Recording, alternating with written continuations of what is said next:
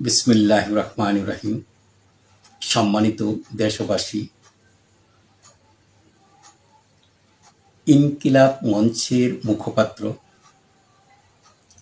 শরীফ উসমান হাদির উপর যে ন্যাক্কারজনক হামলা হয়েছে, এই অনাকাঙ্ক্ষিত নিন্দনীয় এই হামলার তীব্র নিন্দা জ্ঞাপন করছি এবং হামলার সাথে জড়িত দুষ্কৃতকারীদের দ্রুত আইনের আওতায় এনে তাদের বিচার নিশ্চিত করার জন্য সংশ্লিষ্ট মহলের প্রতি আহ্বান জানাচ্ছি। দর্শকবৃন্দ, এই ঘটনাটি গত রাত দুপুরে জুম্মার নামাজের পর শুক্রবারের যখন ঘটে, তারপর থেকে বিভিন্ন রাজনৈতিক দল, বিভিন্ন ব্যক্তি, আলোচক বৃন্দ এই হামলাকে কেন্দ্র করে একে অপরের উপর দোষারোপ করছেন। অনেকে আন্দাজ করে, অনুমান করে এই হামলার যে কারণ বা হামলা কে করেছে, এই বিভিন্ন ধরনের গুজব রটাচ্ছে সামাজিক যোগাযোগ মাধ্যমে। এই হামলার ব্যাপারে কেউ বলছে যে হামলা একটা পরিকল্পিত হামলা এবং এটা নির্বাচনকে বানচাল করার জন্য এই হামলা করা হয়েছে। কেউ বলছে এই হামলা মানে জুলাইয়ের উপর হামলা। একথা বলে জুলাইয়ের যে ছাত্র জনতা তাদেরকে উস্কিয়ে দেওয়া হচ্ছে। রাজনৈতিক দলগুলোর কেউ কেউ এই হামলা থেকে ফায়দা হাসিলের অপচেষ্টা করছে। এই হামলা নিঃসন্দেহে একটি নিন্দনীয় এবং কোনো অবস্থাতেই সমর্থনযোগ্য নয়।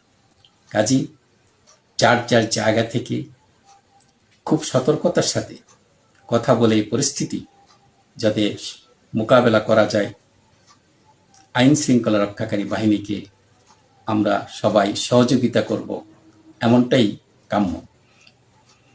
স্বরাষ্ট্র উপদেষ্টা মহোদয় কোনো উপায়ন্তর না দেখে তিনি হামলাকারীকে ধরিয়ে দেওয়ার জন্য 50 লক্ষ টাকা পুরস্কার ঘোষণা করেছেন। দ্বিতীয়ত তিনি ঘোষণা করেছেন যে অপারেশন ডেভিড হান্ট ফেজ 2 শীঘ্রই চালানো হবে। আজকে এত বড় একটি ঘটনা ঘটছে।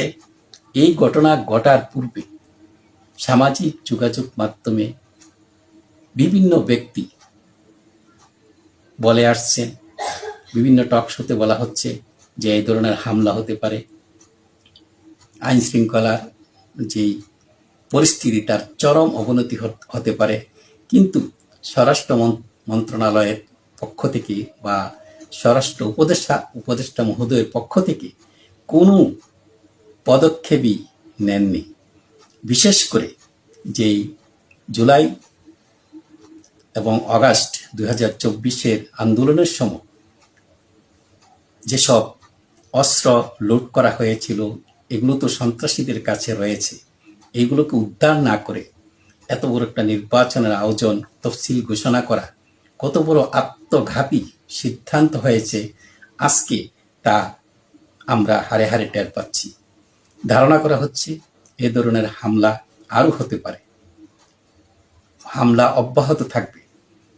এই ধরনের হামলা হওয়ার পিছনে যেই কারণগুলো রয়েছে, প্রধানত নিষিদ্ধ ঘোষিত যেই বাংলাদেশ আওয়ামী লীগ ও এর অঙ্গ সংগঠনের যেসব নেতাকর্মী আছে, তারা নির্বাচনে অংশগ্রহণ করতে পারবে না। তারা পর্দার আড়ালে বসেও থাকবে না, এটা স্বাভাবিক। তারা এই নির্বাচনকে প্রশ্নবিদ্ধ করার জন্য, নির্বাচনকে আন্তর্জাতিক মহলের কাছে যাতে গ্রহণযোগ্য না হয় নির্বাচন, সেজন্য তাদের পক্ষ থেকে যত রকমের ব্যবস্থা সবই করবে এবং করছে।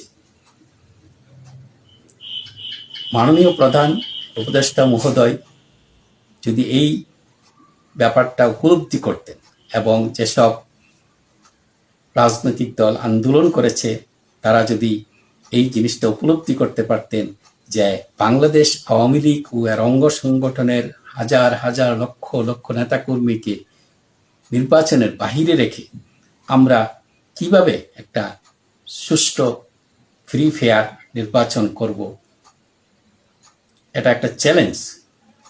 এই চ্যালেঞ্জটা যে গ্রহণ করেছেন এই জায়গায় কতটুকু সফল হবে এটা এই হাদির উপর আক্রমণের মধ্য দিয়ে বোঝা যাচ্ছে। দর্শকবৃন্দ, আমরা যারা সচেতন, আমরা চাই সকল দলের অংশগ্রহণে সবার কাছে গ্রহণযোগ্য একটা অংশগ্রহণমূলক একটা নির্বাচন হোক, যেই নির্বাচনের পর রাজনৈতিক দলগুলোর পক্ষ থেকে কেউই এই নির্বাচন নিয়ে কোনো নেতিবাচক সমালোচনা করবে না, আন্তর্জাতিক মহল থেকেও এই নির্বাচনকে সাপোর্ট করবে।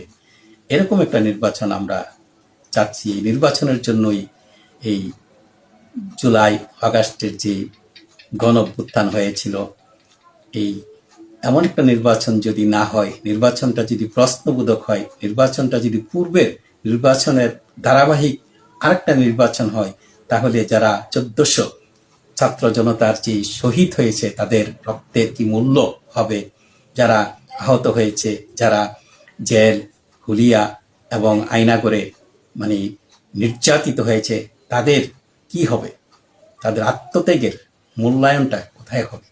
কাজী আমরা আশাবাদী যে তত্ত্বাবধায়ক সরকার এখনো সময় আছে নির্বাচনটাকে যাতে সুন্দর একটা অংশগ্রহণমূলক হয়, নির্বাচনটা যাতে গ্রহণযোগ্য হয় সেই দিকে নজর দিবেন এবং সকল ভোটারের উপস্থিতিতে যাতে একটা নির্বাচন হয়, আনন্দ ঘন পরিবেশে সকল মানুষের অংশগ্রহণ একটা নির্বাচন হয়, এমন একটা নির্বাচন আমরা আশা করছি।